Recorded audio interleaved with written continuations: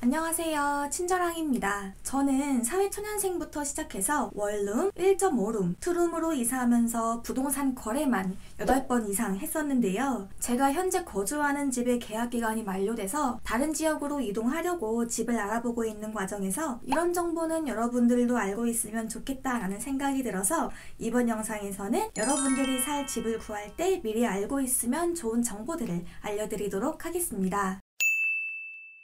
첫 번째, 내가 거주할 지역을 먼저 찾으세요. 보통 직장에 있는 분들은 직장 근처로 집을 찾거나 거리가 좀 있더라도 대중교통으로 충분히 출근할 수 있는 집을 찾는 게 좋습니다. 만약 직장이 홍대에 있다면 홍대 입구역 도보 20분 이내처럼 구체적으로 집의 위치를 정해주시는 것이 좋아요. 두 번째로는 내 예산을 체크해서 월세로 거주할지 전세로 거주할지 결정하는 건데요. 월세는 예를 들어 보증금 300만원에 월 50만원이라고 하면은 매달 50만원만 납부해야 되는 게 아니라 관리비도 고정적으로 월세와 함께 납부해야 되기 때문에 여러분이 생각한 거 이상으로 돈이 나갈 수 있어요. 그래서 나는 월세랑 관리비 합해서 한 55만원 정도 나가면 딱 좋을 것 같아. 이렇게 미리 고정 지출 예산을 딱 정해 놓으셔야 하고요. 관리비는 주거 형태에 따라 좀 다른데 아파트나 오피스텔은 관리비가 비싸고 빌라는 엘리베이터가 있으면 관리비가 약간 비싼 편입니다. 전세 같은 경우에는 크게 두 가지 경우가 있어요. 전세 대출을 받지 않고 올 현금으로 보증금을 납부해서 집을 구하는 경우랑 전세 대출을 받아서 집을 구하는 경우, 이렇게 두 가지 경우가 있는데요. 전세 대출을 받지 않는 분들은 당연히 집주인에게 줘야 하는 월세나 은행에 납부해야 되는 이자가 없기 때문에 월 고정 지출이 굉장히 적을 거예요. 하지만 수도권의 전세 보증금은 보통 1억에서 2억 이상이기 때문에 대학생이나 사회초년생 포함해서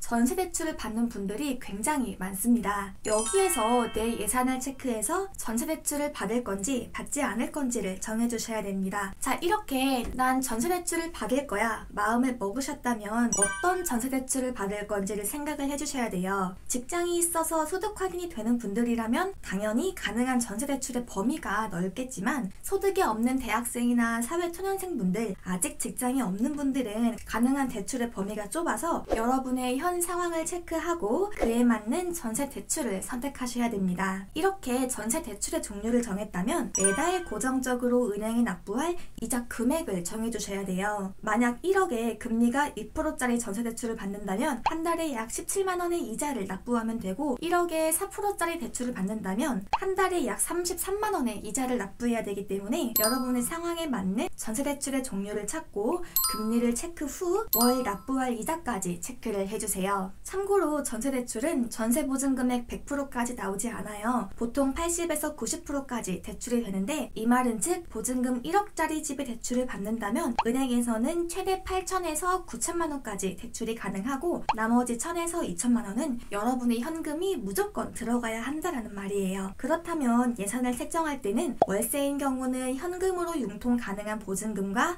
월세, 관리비의 범위를 정해야 되고 전세인 경우에는 전세 보증금이 얼마인지, 어떤 대출을 받을 건지, 여기서 내가 보증금으로 넣을 수 있는 현금은 얼마인지 이렇게 기본적으로 체크를 해 놓으셔야겠죠. 자, 이렇게 해서 내가 거주할 지역, 월세, 전세 여부, 월 고정 지출의 범위를 정해 놓았습니다. 세 번째로는 추가 옵션을 정하셔야 되는데요. 이 추가 옵션이 명확해야 여러분이 부동산 방문 시 공인중개사분들도 여러분이 원하는 집을 보여줄 수 있고 여러분도 헛걸음을 하지 않을 수 있습니다. 우선 이사 날짜를 정해주세요. 딱 몇 월 며칠이 아니어도 좋으니 대략적으로 한 7월 1일에서 5일 사이에 이사할 예정이다. 이렇게 정해놓으셔야 부동산에서도 그 날짜에 맞춰 빠지는 방이 있는지 알아볼 수 있으니 이 부분은 필수로 체크를 해주셔야 합니다. 그리고 평수를 정해주세요. 조금 넓은 방을 원하시는 분들은 따로 넓은 방을 구한다. 혹은 몇 평 이상이었으면 좋겠다. 이런 걸 정해주면 더 좋고 그리고 반지하랑 1층에 싫으신 분들은 이 옵션도 꼭 체크를 해주셔야 돼요. 이건 정말 중요한 부분인데요. 반려동물과 함께 거주할 예정이신 분들은 몇 마리의 어떤 반려동물과 거주할 건지를 꼭 말씀해 주셔야 돼요. 집주인이 거절하는 것도 너무 많아서 이 부분은 꼭 말씀해 주시고 여기에서 강아지랑 함께 거주하실 분들은 근처에 강아지랑 산책할 공원이 있었으면 좋겠다. 이런 옵션도 붙일 수가 있겠죠. 차가 있으신 분들은 꼭 주차 가능 여부까지 물어봐 주세요. 주차가 아예 불가능한 집도 있고 주차가 가능하다면은 주차비를 받는 곳도 있으니까 있으니까 이 부분까지 꼭 체크를 해주시는 게 좋습니다.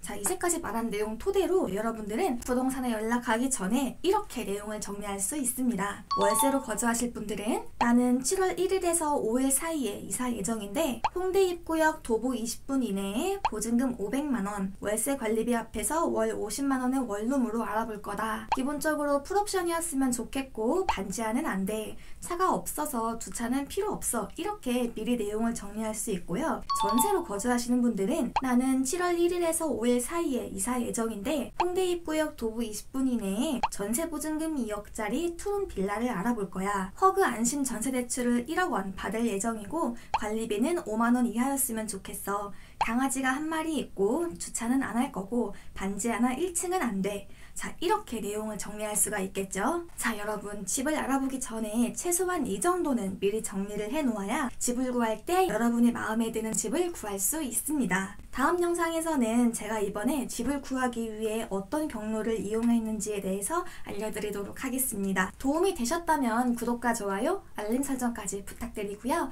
그럼 다음 영상에서 만나요. 안녕!